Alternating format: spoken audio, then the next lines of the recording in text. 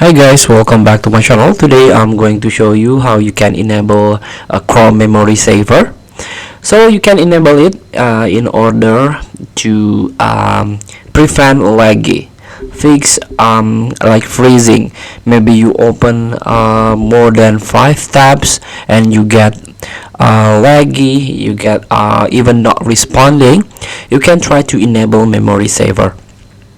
So in order to do that, you can click three dots beside your profile and go to the settings, or you can click on more tools and here performance. You can click performance. Here we go. This is the memory saver option. When on, Chrome frees up memory from inactive tabs. This gives active tabs and other apps more computer resources and keeps Chrome fast.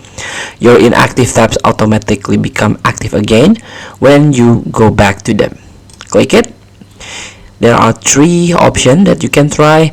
If you choose moderate, your tabs become inactive after a longer period of time.